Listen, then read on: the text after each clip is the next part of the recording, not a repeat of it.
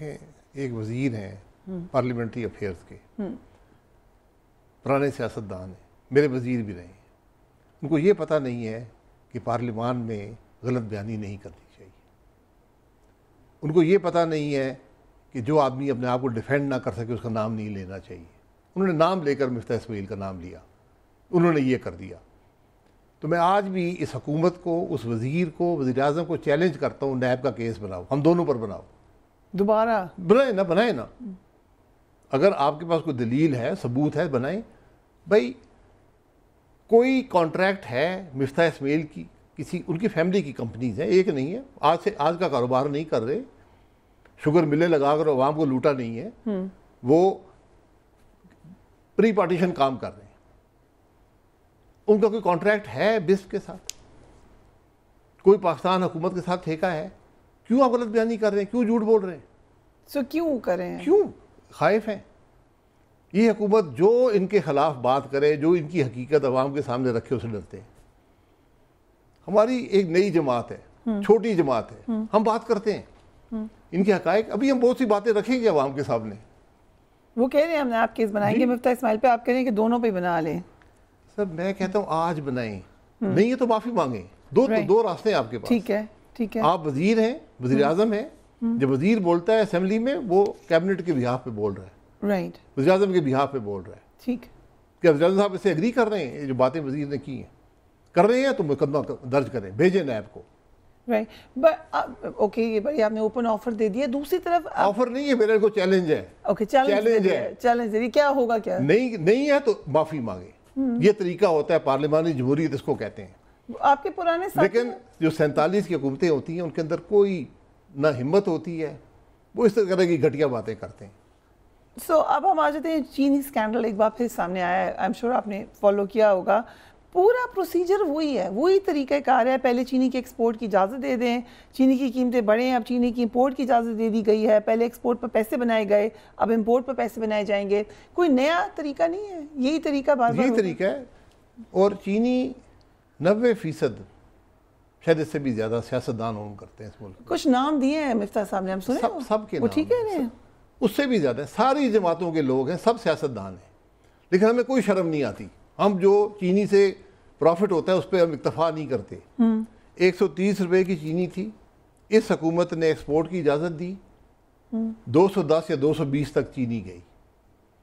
یہ فالتو پروفٹ جو 90 روپے کا ہے، یہ نہ آڑتی کماتا ہے، یہ صرف شوگر مل کا مالک کماتا ہے، نہ کسان کماتا ہے. Are you saying 90% are politicians? 90% sugar mill کے مالک بل واسطہ ہے بلا واسطہ سیاستدان ہیں.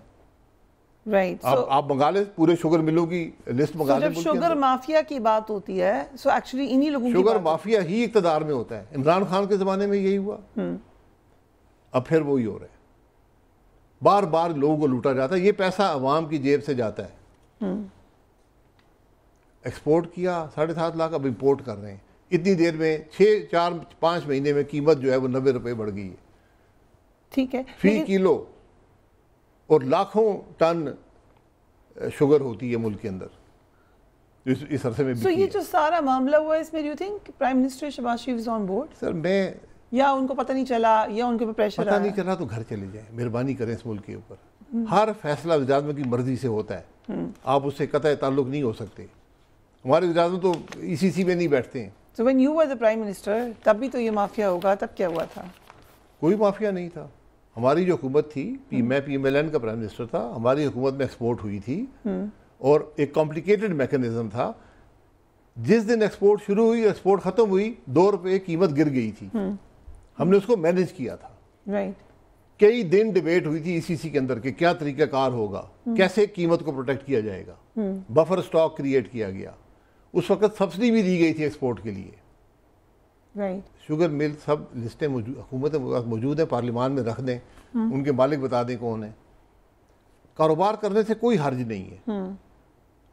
لیکن اگر آپ کے کاروبار میں ایک ونڈ فال پروفٹ ہو رہا ہے آپ کے عمل سے، حکومت کے عمل سے، کیونکہ عمران خان حکومت میں بھی ہوا، اب پھر ہو رہا ہے، اور اس کی قیمت عوام ادا کرتے ہیں ہمیشہ. ہمیشہ. تو پھر وہ شیخ رشید صاحب نے کہا تھا چینی چھوڑ دیں کھانا. آپ کو جواب دے تو ہونا پڑے گا. شیخ رشید صاحب کا بھی ایک اس میں مشورہ تھا کہ چھوڑ دیں چینی, کوئی فائدہ. آپ چھوڑ نہیں سکتے. چینی جو براہ راست استعمال ہوتی ہے صرف 25-30% ہوتی ہے, باقی مختلف چیزوں میں استعمال ہوتی ہے جو لوگ استعمال کرتے ہیں, اور اس کا بھی اثر عوام پہ ہی پڑتا ہے. قیمت آخر میں عوام ادا کرتے ہیں.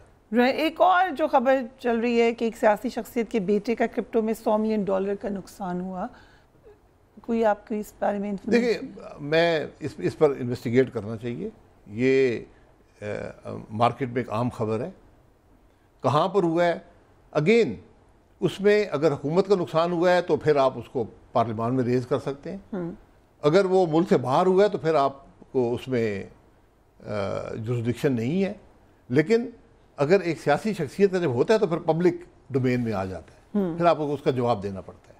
یہ سیاست کا ایک بے رحم حصہ ہے.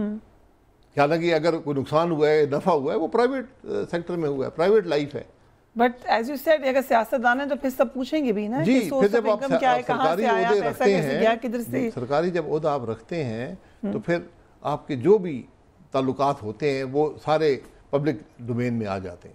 رائٹ, تھوڑا سا ٹائم ہے, بٹ ونس اگین اباؤٹ مفتاح اسماعیل, آپ نے ان کے ساتھ کلوزلی کام کیا ہے, آپ نے ان کے ساتھ معاملات کو بھی بھگتا ہے.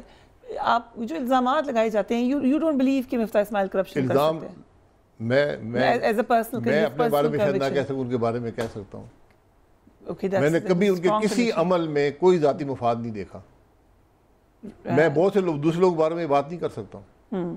ایک زمانے میں شہباز شریف بھی ان کے بارے میں ہی کہتے تھے, سنا ہے کہ وہ بھی ان کے بارے میں آج بھی کہہ دیں نا. اگر نہیں, اگر سمجھتے ہیں کہ انہوں نے کچھ کیا تو ان پہ الزام لگائیں. جھوٹ کیوں بولا جاتا ہے؟ پارلیمان میں جو حکومت جھوٹ بولتی ہو, نام لیتی ہو, تو آئے میدان میں آئے نا.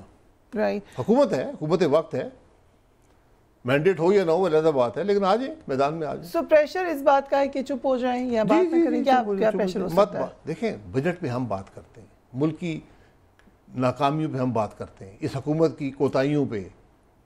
میں کرپشن نہیں کہتا ہوں, میرے پاس کوئی ثبوت نہیں ہے, لیکن جب آپ کے عمل سے پاکستان کے عوام کو سینکڑوں ارب روپیہ ان کی جیب سے چلا جائے تو پھر آپ کی ذمہ داری جو ہے نا, قبول کریں ذمہ داری کو. ایک اور خبر پچھلے دنوں ایسے ہی گھوم رہی تھی کہ شاید at some point you may go back to PMLN. Is that possible? نہیں جی, میں PMLN چھوڑ آیا, کبھی بھی نہیں جائیں گے. میری کوئی ناراضگی ان سے نہیں ہے, ایک اصول کی بنیاد پر. میں بار بار یہ بتا چکا ہوں. یہ میں فیصل آباد گیا, وہاں بات چیت ہو رہی تھی, مجھے وہ دوست تھے آپس میں بات چیت کر رہے تھے, تو ایک نے کہا یار آپ کی بڑی ضرورت ہے, آپ واپس آ جائیں. میں نے کہا آپ جس حکومت میں بیٹھے ہیں بغیر ووٹوں کے, یہ حکومت چھوڑ دیں, میں آپ کے ساتھ آ جاؤں گا. مذاق میں نے کہا یہ حکومت آپ چھوڑ دیں, میں آ جاؤں گا. فیصل آباد میں کون ہو سکتا ہے یہ کہہ رہا ہے؟ نہیں, وہاں بہت سے دوست, شادی میں دوست بیٹھے تھے, وہ کسی اخبار والے نے چھاپ دیا. اخبار والے بھی آپ نہ وہ سوچتے ہیں نہ کچھ کرتے ہیں, تو پھر آپ سے ہم سے ہر جگہ سوال ہوتا ہے. تو وہ مذاق, میں نے کہا یار آپ یہ 2 نمبر حکومت چھوڑ دیں تو ٹھیک ہے, تو پھر آ جائیں گے. جی, میں دیکھیں, میں ایک اصول کی بنیاد پہ میں ایک جماعت میں ہوں اور انشاءاللہ اسی جماعت میں رہوں گا. میں کبھی پارٹی چھوڑنے کا میرا کوئی پروگرام نہیں تھا, کبھی میں نے سوچا نہیں تھا. لیکن میں نے پارٹی ہمیں چھوڑ کے چلی گئی. جس نیریٹو, جس اصول کی بنیاد پر ہم تھے, ووٹ کو عزت دو, آئین کی بالادستی, قانون کی حکمرانی, مسلم لیگ نے وہ چھوڑ دیا. Do you think کبھی واپس آئے گی مسلم لیگ اسی نیریٹو پر؟ مسلم لیگ عوام کے ووٹ سے واپس نہیں آ سکتی کبھی بھی نہیں.